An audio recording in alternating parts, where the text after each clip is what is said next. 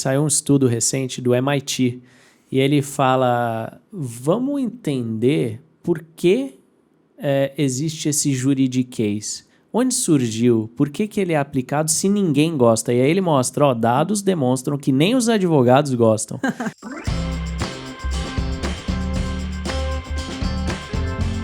Olá, tudo bem? Seja bem-vindo ao MKP Entrevista, eu sou Elaine Costa. E hoje a gente vai falar um pouco sobre inclusão. Mas não só inclusão do jeito que você está acostumado a ouvir. É inclusão de garantir que as pessoas possam compreender informações muitas vezes complexas. Estou falando de contratos, estou falando de normas, eu estou falando de políticas, sabe? Aquelas informações que às vezes você tem lá 3, 4, 5 páginas e ninguém entende. E depois dá um problemão porque não teve uma comunicação adequada. Isso pode ser com o seu cliente, isso pode ser com o fornecedor, isso pode ser com o funcionário, isso pode ser ali com as pessoas da sua audiência que acessam o seu site, enfim, o usuário do seu sistema. Tem uma série de aplicações. E para a gente conversar sobre isso, hoje estou recebendo aqui o Eric Nibo. O Eric Nibo, ele é fundador da Bits. A Bits é uma startup que está revolucionando o universo jurídico, trazendo legal design e visual law. Ou seja, ele justamente faz essa conexão, essa facilidade. Ele torna a informação fácil. E aí, é claro, ele inclui as pessoas. Então, assim, eu quero agradecer muito sua presença, Eric. Seja muito bem-vindo. Obrigado, viu? É um prazer estar aqui. E você foi até boazinha, né? 3, 4 páginas que as pessoas não leem. Fui boazinha. Nossos clientes mandam 200 páginas. Nossa. Então, imagina você ler um documento de 200 páginas, né? Não, é muito... se você pensar, é aquilo. O contrato, né? Tem algumas frases que dizem, o contrato protege 2 cavaleiros de 2 vagabundos, né? Tem uma frase assim. Só que tem contrato que, assim, é quase humanamente, né? É impossível de você compreender o que está ali. Até nosso time, às vezes, tem essa dificuldade. A gente questiona, o que você quis dizer aqui? Às vezes, nem o cliente sabe.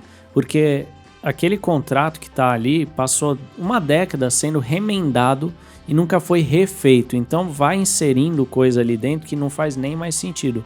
Aí a gente pega, às vezes, coisa como facsímile. Ninguém usa um facsímile e a maior parte das pessoas nem sabe o que é. Então já foi a época de fazer fax, né? Parece a nossa Constituição um pouquinho, né? Exatamente. Vai remendando ali, né? Mas me conta um pouquinho da sua jornada, né? E o que te fez empreender, ver essa oportunidade e criar a Bits?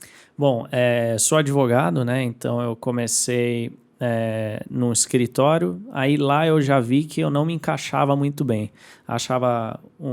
Lembrava um pouco Suits, né?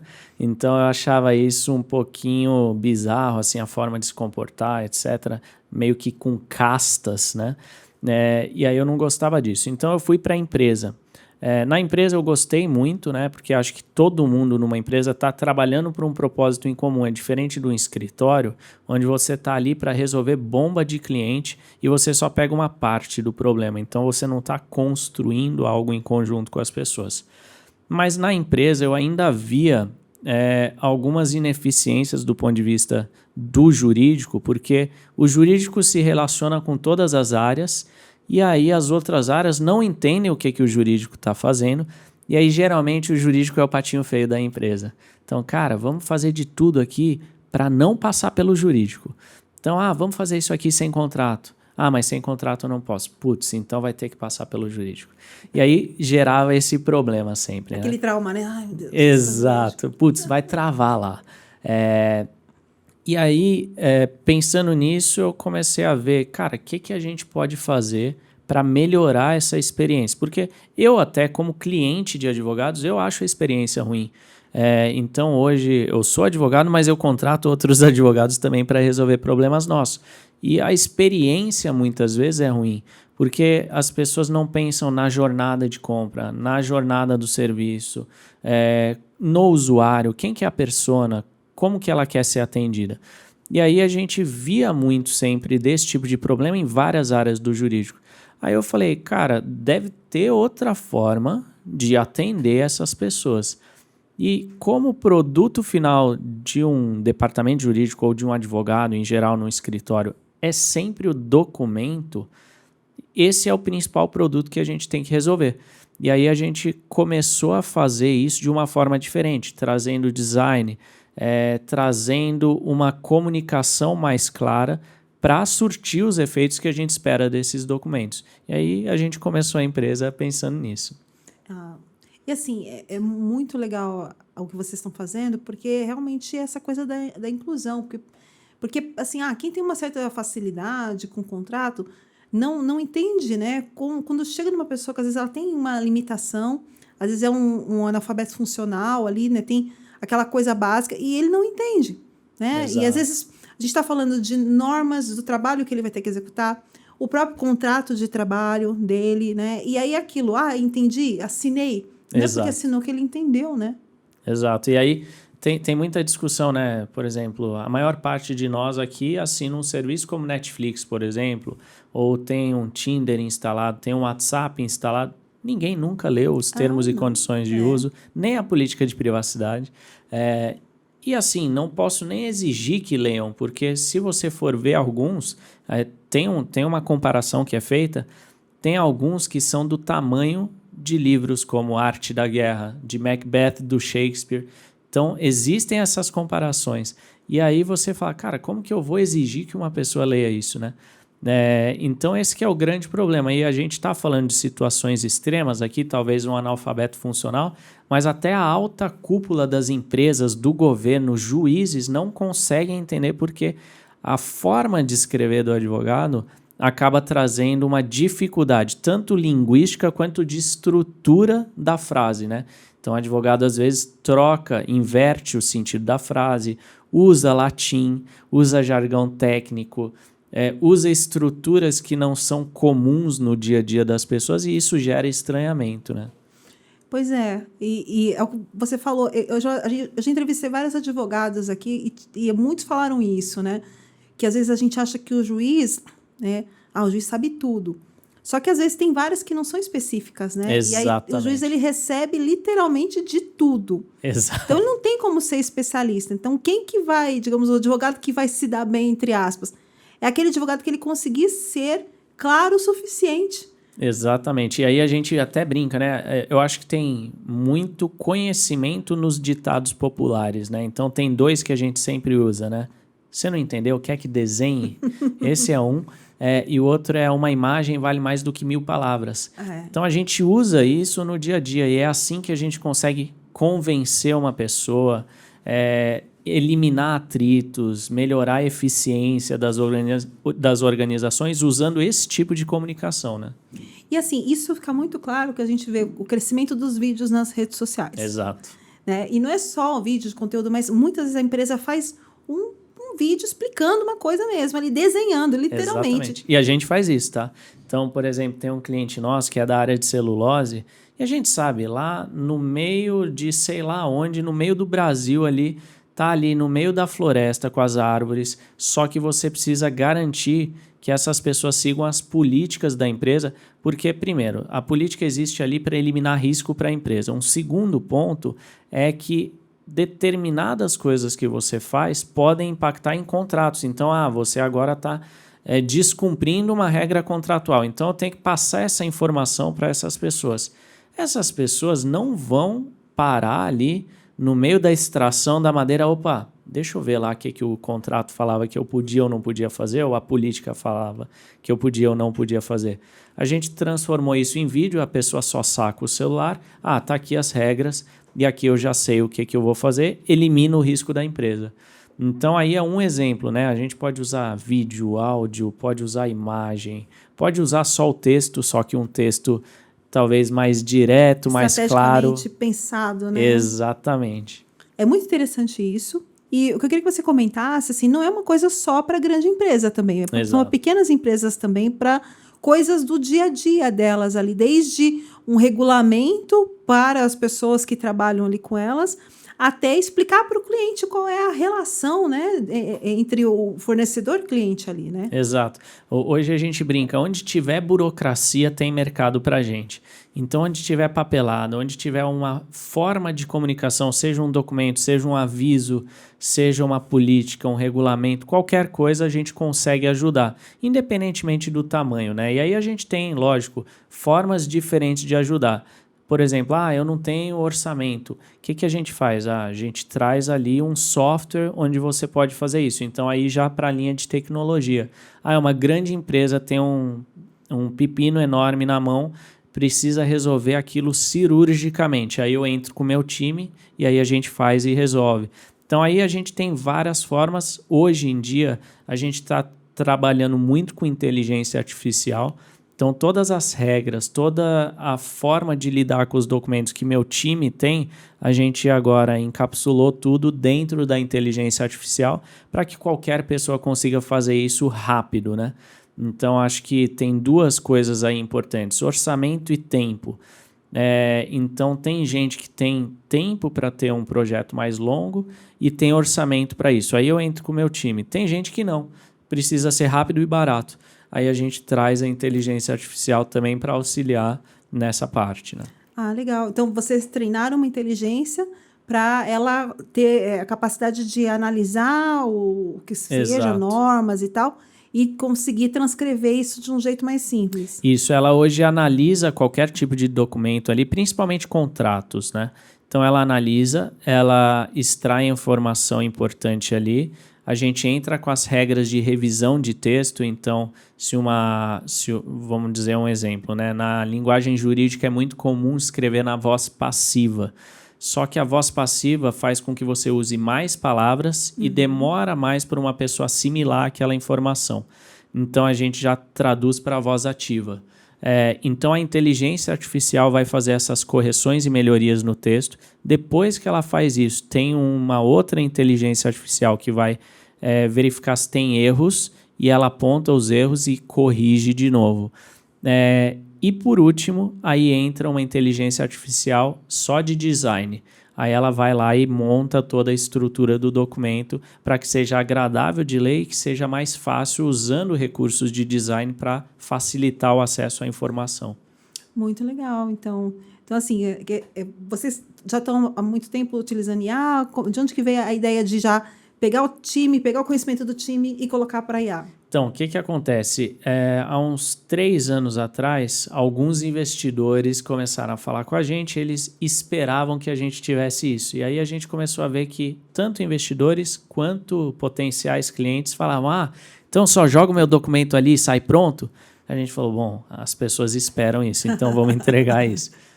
Na época não tinha GPT ou qualquer outro desses LLMs, né, que são as inteligências artificiais generativas que a gente conhece hoje. Então a gente começou a criar a nossa. Só que aí no meio desse caminho a gente fala muito com o pessoal lá do exterior também que tem feito legal design. E uma dessas pessoas lá na Finlândia falou, olha, tá saindo um negócio novo aí chamado GPT. Hoje está disponível só para pesquisadores. Dá uma olhadinha aí. Então, a gente já estava acompanhando antes de sair o GPT-3, que foi o que saiu ali para todo mundo e todo mundo começou a ver, né? Então, a gente já estava olhando para isso, só que como não estava disponível, a gente estava fazendo a nossa, né? Só que assim que saiu, a gente falou, cara, esquece, vamos usar essa aqui. Então, a gente já tinha a base de dados pronta, a gente já tinha algumas coisas feitas e aí foi a questão da gente jogar para dentro desse novo modelo e começar a treinar esse modelo, porque se você usa hoje ele puro, ele começa a trazer muitos erros, né? Tanto de interpretação quanto de escrita. Então, o maior erro que, na minha opinião, é o que mais pega hoje, que é muito evidente, é a estrutura da frase. Se você usa o GPT, por exemplo, ou qualquer outro LLM, né, você usa ele puro, ele pensa em inglês e traduz. Então, eu estava até outro dia utilizando, né? E aí apareceu lá, a litigação. Ninguém fala em português litigação. Isso vem de uma tradução literal de litigation. Então, significa que ele está pensando em inglês e só traduzindo. E aí isso gera uma distorção do que eu quero falar, por exemplo, na língua portuguesa. É a mesma coisa quando a gente vê lá, o próprio LLM traz, não deverá. Não deverá não existe na estrutura linguística portuguesa. Ou você deve ou está proibido, né? E o não deverá é uma tradução literal de shall not, que é o que a gente usa em inglês. Então a gente começa a ver que só o modelo puro, ele não funciona. Então, por isso que a gente tinha que trazer o nosso conhecimento para dentro ali para ele funcionar. E tem também que você falou, né, da questão do não deverá, tem a palavra não. Exato. E em PNL a gente sabe que não é uma palavra complicada, porque o não no começo não significa nada. Exato. E aí você também tem que levar isso em consideração, né? Porque não é só o design, quando a gente fala que design, o desenho, mas é o design no sentido até da própria informação, né? O design da informação. E é aí que nasce o legal design, nasce do design da informação. Então, em determinado momento, as pessoas viram que eu preciso estruturar a informação de uma determinada maneira e eu consigo usar imagens para ilustrar aquela situação, ou então, de repente, usar algum recurso para chamar a atenção. E aí ninguém tinha olhado ainda para esse mercado jurídico. Então, a partir de mais ou menos 2013, tem um movimento que surge que é para trazer isso para o mercado jurídico. Por que é diferente? Porque o design da informação é uma coisa, agora, no jurídico, dependendo do que eu faço, eu posso invalidar um documento, ou então passar uma informação errada e ter consequências muito drásticas, né? Então, aí você precisa ter um cuidado adicional, porque qualquer palavra, qualquer coisa ali que você faz que seja muito diferente do que era previsto anteriormente, pode acabar ocasionando alguma invalidade, alguma nulidade, alguma coisa assim que prejudica o documento, né? Então aí a gente toma um cuidado especial aí com a informação. Porque não é só o contrato. O contrato é uma coisa muito complexa, né? Exato. Porque tem que ter a relação de equilíbrio contratual também. Exatamente. E isso é muito legal, né? Você falou, Elaine. Equilíbrio contratual. Se eu sou uma grande empresa e eu estou contratando com um pequeno, será que existe equilíbrio ali? Tanto na negociação, quanto na forma de impor algumas cláusulas ou então de comunicar aquilo. Agora, quando uma grande empresa mostra, por exemplo, que ela se esforçou para passar a mensagem para um consumidor pequeno ali, e na verdade ele está processando ela vai mostrar para o juiz, cara, olha aqui o cuidado que eu tomei. É diferente de antes, onde realmente tinha uma linguagem complexa. Olha aqui, eu expliquei tudo. Se aquilo deu problema ou aquilo deu errado, não é culpa minha. Tem ali ele que fez alguma coisa ali que não seguiu o que estava escrito, né? Então essa é uma situação. Ou então o pequeno que vai reivindicar algum direito, ele agora tem noção de quais direitos ele tem, quais obrigações ele tinha, e aí fica muito mais fácil para ele também conseguir ter clareza do que pode e não pode, né? Pois é, isso acho que essa clareza que é o interessante, aí que vem a questão da inclusão, Exato. Né? Por isso que não é só questão de nível cultural. Exatamente. Às vezes de não ser do seu dia a dia, né? Exato, como você falou. Exato. Então, eu tenho que analisar um contrato de uma mega negociação e tal. Mas, por exemplo, um CEO que tem que tomar uma decisão, né, de um contrato. Será que ele tem toda a informação que ele precisa para realmente tomar aquela decisão? Não, estou ciente. Exatamente. E olha o nível de ineficiência, né? Então, quer dizer que eu, CEO, vou tomar uma decisão, para qualquer decisão que eu vou tomar, eu tenho que ligar para o advogado, ver se ele está disponível, às vezes explicar o documento. Cara, eu já paguei pelo documento. Eu já tenho o documento, eu preciso fazer isso aqui rodar. Então, aí a gente elimina esses atritos, esses problemas, porque, na verdade, eles não precisam existir, né? Então, é um pouco também, você falou ali, é do seu dia a dia e tal, é igual um médico, né? O médico vai chamar dor de cabeça de cefaleia. Cara, por que não falamos dor de cabeça, né? Então, é um pouquinho essa a ideia, né? E eu acho, inclusive, falando de médicos, né, acho que se aplica muito também à área da saúde.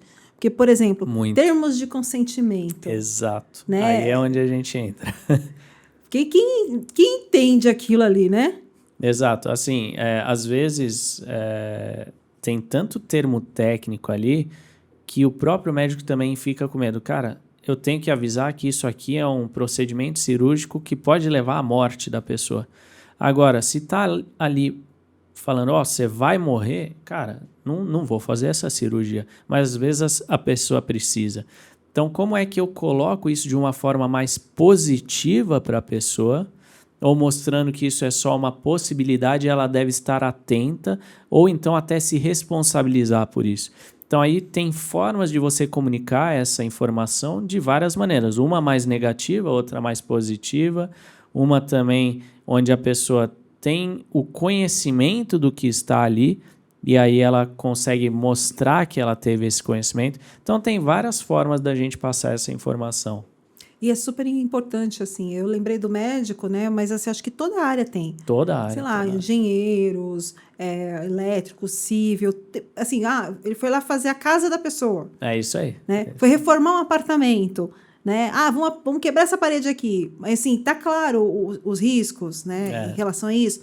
Então, eu acho que tudo tem a ver com comunicação, né?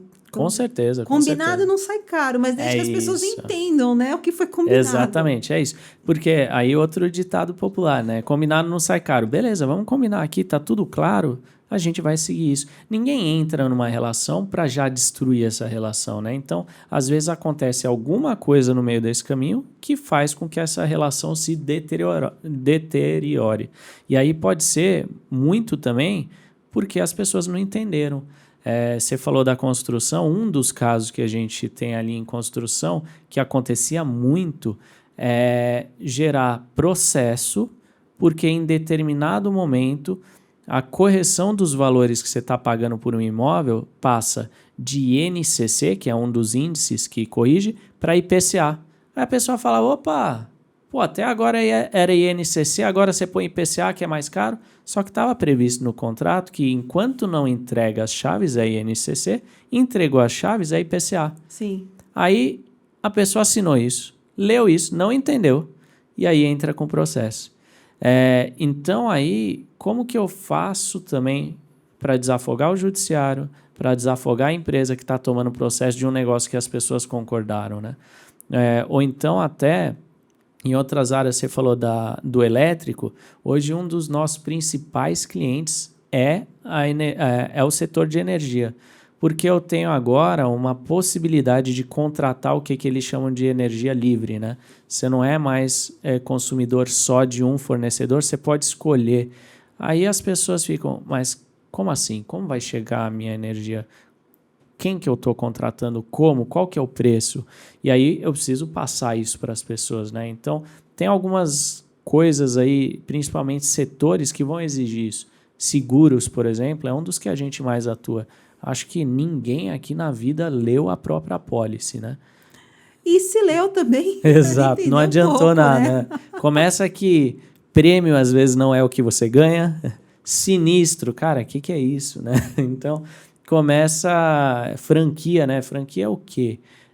A gente está acostumado a chamar uma loja ali de franquia, né? Sim, é um universo à parte, né? De Exato. seguros, assim. Então, tem muitos setores ali que acabam tendo algumas particularidades que exigem uma comunicação mais clara, né? E assim, como é que é para você ver assim o seu negócio crescendo e de repente se influenciando áreas que você nem imaginava? Você fala, nossa, tanta aplicação, tanta gente olhando, puxa, isso é muito legal, Eric, eu quero. Como é que é isso, assim? Seguros foi uma dessas áreas. A gente nem imaginava no início, né? E seguros é muito legal porque não é mais o advogado contratando. Geralmente nas outras áreas é galera do jurídico ou de compliance, governança que está contratando. Quando a gente olha seguros, é a própria área de produto. Porque o que você está vendendo como produto no final do dia? É aquela apólice, aquele texto, né? Então, isso passa a ser muito importante para aquela organização como venda, né? O que você está ofertando para as pessoas. Então, isso é muito legal. Agora, a gente entrou também em governo. Então, o próprio governo preocupado porque eu preciso passar as normas para as pessoas de forma clara, né? Então, a gente não imaginava que chegasse nesse nível tão rápido e as próprias decisões de juízes e por aí vai. Então, recentemente, a gente foi contatado por um pessoal em um outro país aqui da América Latina que quer fazer a primeira sentença da Suprema Corte deles em legal design. Ai, que legal! E aí pediram ajuda para a gente. Então, assim, acaba tendo uma aplicação e um alcance muito grande. Recentemente, a gente também participou de um projeto na Europa que era para as grandes fábricas têxteis pararem de explorar tanto a mão de obra nos países asiáticos. Então, como é que eu faço isso e crio o que a gente chama de contratação justa? E contratação justa não significa só seguir a lei, porque eu posso seguir a lei, ela fala, você pode rescindir o contrato a qualquer momento. Só que será que se eu rescindo a qualquer momento, aquele pequeno produtor ali vai conseguir cumprir as leis trabalhistas? Ele vai conseguir pagar 30 dias de aviso prévio para a galera ali? Então aí começa uma discussão não de seguir a lei, mas de critérios de justiça. E aí a gente criou uma cartilha para que os pequenos soubessem negociar com os grandes e que os grandes negociassem de forma justa com os pequenos, né? Então passa a ser uma política a ser adotada também. Então está tendo um alcance muito legal.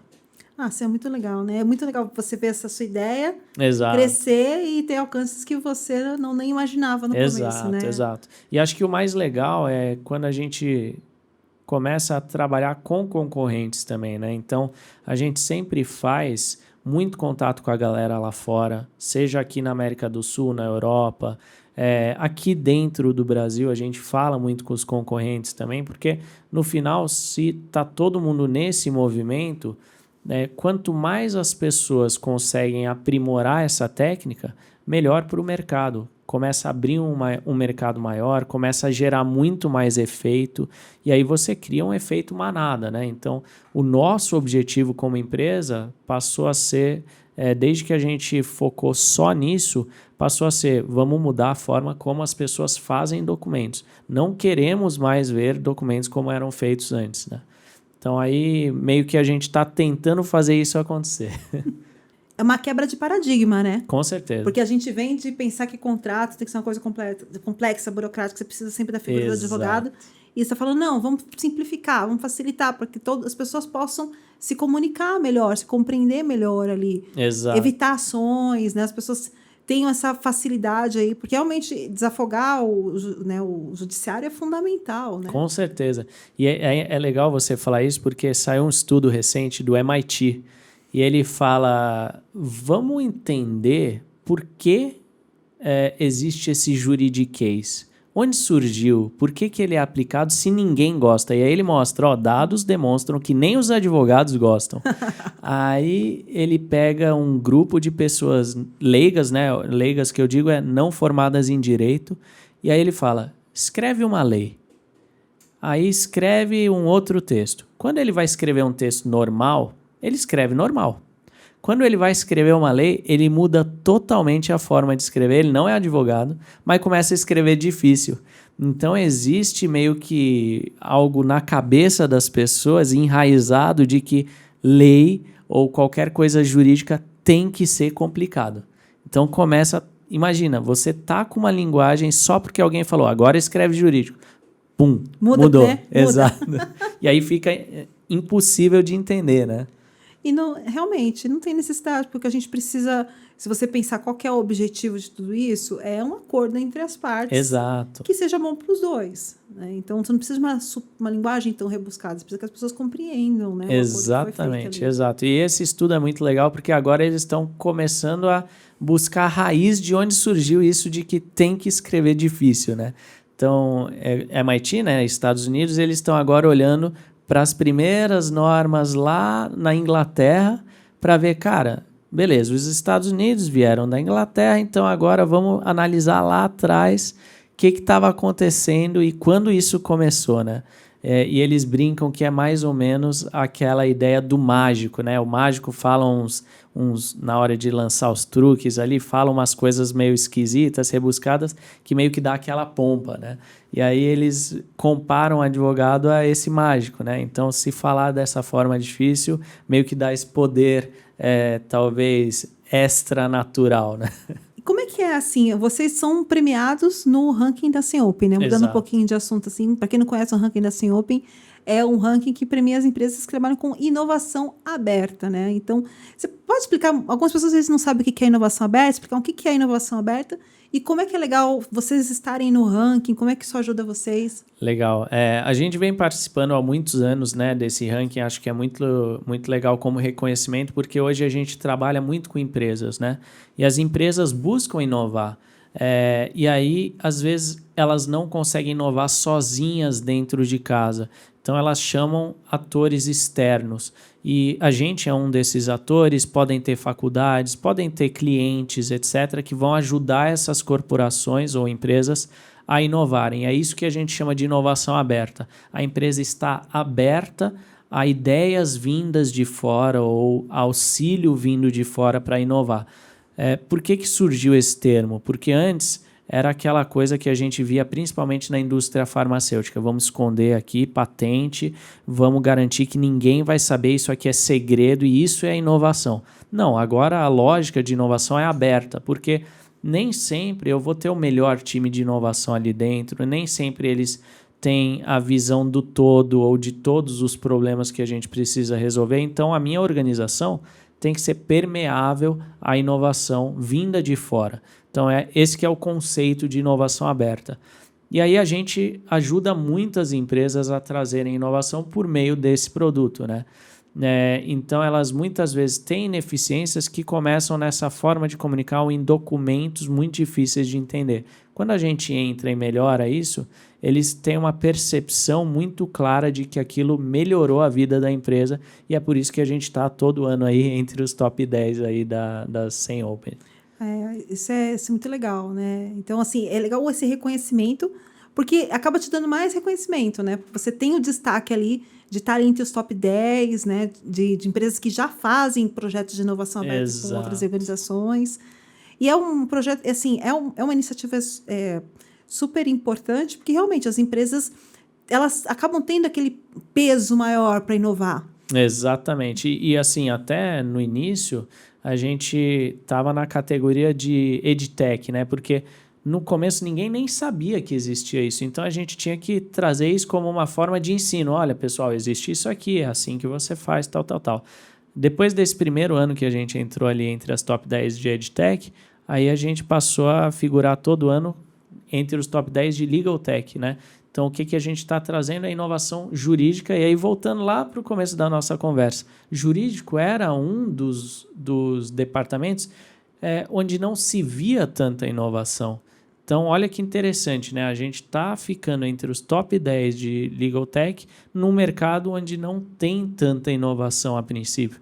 Então, isso que é legal. Aí o jurídico está se posicionando, eu estou inovando. Sim. Eu estou aparecendo aqui com a minha empresa porque eu estou trazendo inovação para dentro da empresa. Né?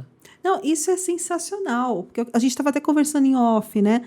Porque geralmente a gente pensa que o advogado ele é quadradinho, ele não se arrisca muito. Mas o que a gente vê que tem muitas dessas iniciativas que partem de advogado, sim, de olhar para o mercado e falar assim, gente, vamos mudar isso aqui, vamos fazer uma coisa nova. Né? Então, tem cliente nosso que até começou a abraçar outras áreas, além do jurídico, porque as pessoas começaram a ver, cara, tem boas ideias ali, tá olhando para a gestão e não só para o documento, né? Sim, para o uso, né? Exatamente. Então, isso que é interessante, né? Eu acho que as profissões no geral, né? A gente fala do advogado, que é uma profissão tradicional, mas se a gente for pensar, por exemplo, no médico, no engenheiro... Contador. Hoje, a gente não consegue mais pensar assim, vou ficar na minha caixinha. Exatamente. Não tem como, né? Que nem os GPTs, eles vieram causar um impacto absurdo, né? Em todas as áreas, né? Marketing, uma das que mais a gente tem esse impacto.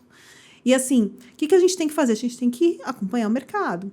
Né? E todas as áreas têm isso de uma forma ou de outra. Né? Com certeza, com certeza. E aí que está o negócio. Até algumas estruturas de gestão mudaram por causa disso. Você falou, não dá para ficar na nossa caixinha, né? Então, começou a ideia de squad, por exemplo, onde eu não tenho só um tipo de profissional, eu junto vários tipos de profissionais diferentes para resolver problemas que não lidam só com uma área, mas com várias, né? Então, começa toda a estrutura e organização de uma empresa muda pensando nisso que você falou, né? Não vamos ficar na nossa caixinha, né? E não tem jeito, né? Assim, a gente está fazendo 7 anos agora esse mês, né? Legal. 7 Parabéns, anos. Hein? Mas assim, muito obrigada, né? 7 anos é bastante tempo, né? Muitos negócios não passam dos primeiros 5 anos. Então, exatamente. Assim, é legal. E assim, a gente começou com uma ideia e a gente acompanhou toda essa mudança nas redes sociais. Então, o que a gente percebeu? Poxa, o mercado está mudando. Então, hoje a gente percebeu que vídeos mais efetivos do que Para algumas coisas, né? Tem outras que a estática funciona bem também, mas os vídeos, principalmente para conteúdo, conexão, são super importantes. Com certeza. Então a gente olhou, a gente vai ter que se mudar, a gente vai ter que se adequar, a gente vai ter que fazer outra coisa, né? E hoje a gente tem esse outro movimento, que é o marketing orientado ao fundador, que é os fundadores, CEOs já estão percebendo que antes a gente lá contratava um influencer, um artista e tal para fazer, só que hoje as pessoas querem autenticidade. Então, o que ela quer saber? Ela quer saber quem é que está ali na minha empresa, quem é o dono daquela empresa, quem é o CEO, quem é essa pessoa. Ela se conecta comigo, se conecta com os meus valores. Então, olha só a mudança no mercado, né? E aí, aquele peso do CEO, né? O CEO, agora o CEO tem que ser influencer também, né?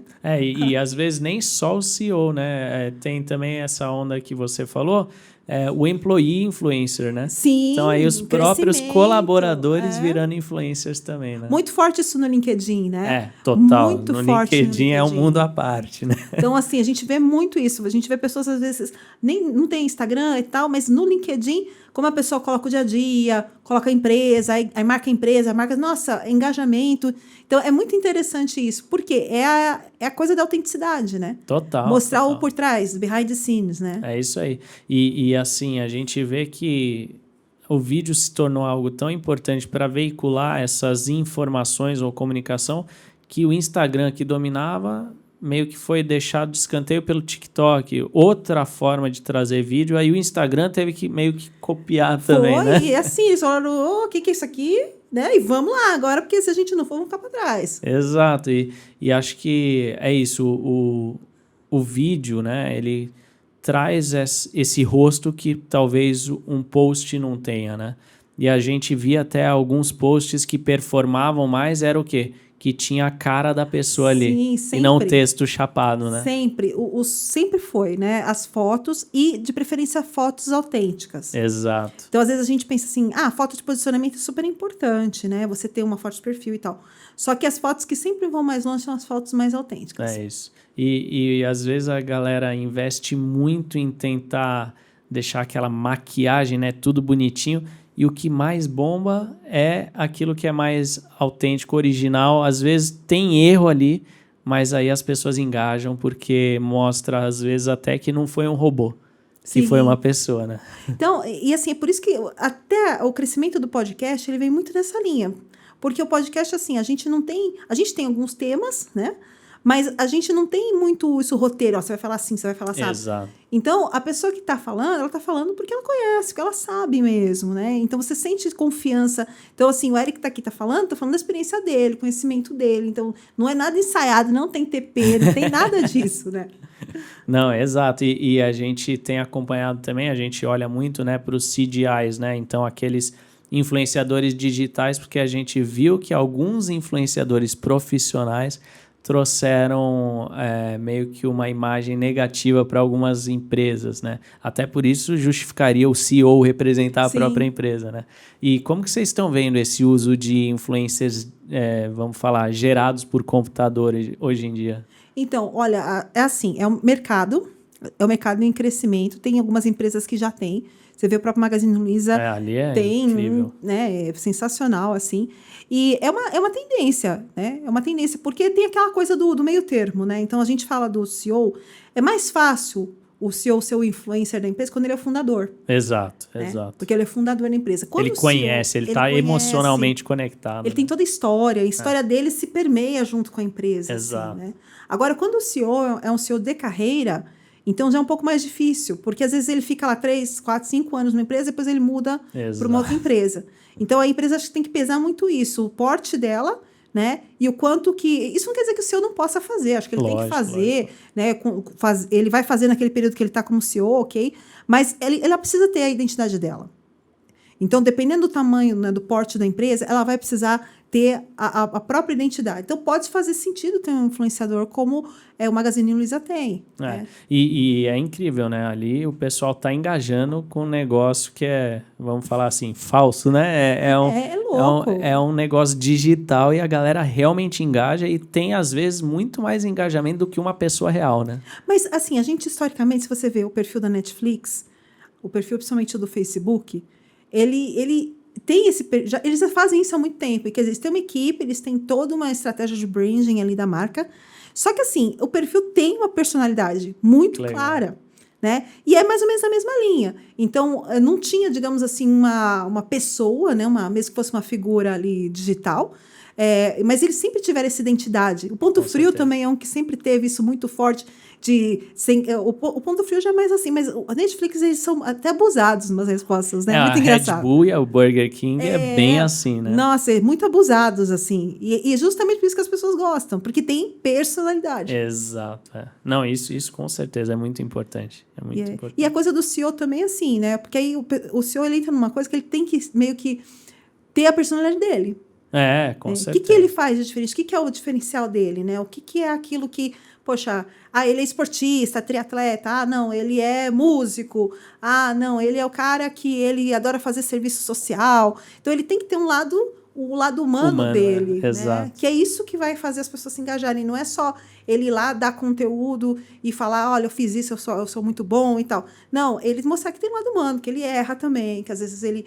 aquilo ali não deu tão certo, né? Porque nas falhas que a gente se conecta muito com as pessoas. Com certeza, com certeza. E a gente brinca muito que as pessoas não compram exatamente o produto, compra você, né? Então, se você é aquela cara da empresa, as pessoas têm um negócio meio aspiracional, né? Putz, Sim. Eu gosto dessas ideias, eu me identifico com isso aqui, ou eu quero ser aquela pessoa, né? Então, isso acontece muito, a gente vê muito disso também. Eu ouvi não lembro quem que falou isso, mas acho que fez todo sentido. É assim, é uma mistura de ele está na minha frente, já consigo muita coisa, mas ele é gente como a gente. Exato, com certeza. Ele é gente como a gente, ele tem problema como a gente, paga boleto como a gente. Exato. Né? Às vezes até mais perrengue, né? Porque você não sabe como que vai ser o amanhã e como que vai ser o boleto, né? Então, né? Quem paga o boleto assina o cheque, né? Exato. Então... Olha, Eric, muito legal. Adorei o bate-papo, assim. Nossa, muita informação. Adorei o trabalho de vocês. Obrigado, Nossa, obrigado. Muito legal. Igualmente. Acho que vai crescer muito, assim. Só tem para onde crescer. Espero que sim. Achei sensacional. Então, assim, fala pro pessoal, quem quiser seguir você, quais são as suas redes, o que você mais usa, se o LinkedIn, Instagram, enfim. Bom, eu uso bastante o LinkedIn, uso bastante o Instagram também. Então, quem quiser seguir pode botar Eric Fontenelle Nibo. É basicamente isso que está em todas as redes sociais. Se surgir alguma nova rede, vai estar assim também. Então, pode me chamar lá, pode ver os posts, pode curtir, engajar, que a gente está sempre olhando para as redes sociais também. Muito bom. Olha, muito obrigada por ter aceito. Obrigado você, viu? Foi um prazer. O prazer foi meu. E você que acompanha a gente até agora, espero que você tenha gostado. Eu adorei a conversa. Então, vou deixar os contatos aqui do Eric. Vai lá, conhece. Então, assim, ele tem solução para grandes empresas, para médias empresas, para pequenas empresas. Então, às vezes você tem perrengues aí com contratos com pessoas, com cliente e tal. Pode ser que te ajude muito, porque é assim, gente, comunicação, né? Se a outra pessoa não entender, aí fica difícil, né? Então, eu vou ficando por aqui. Já sabe, curte, compartilha e se inscreve no canal, porque a gente tem sempre esse tipo de conversa de alto nível. Eu espero você no próximo episódio. Até lá!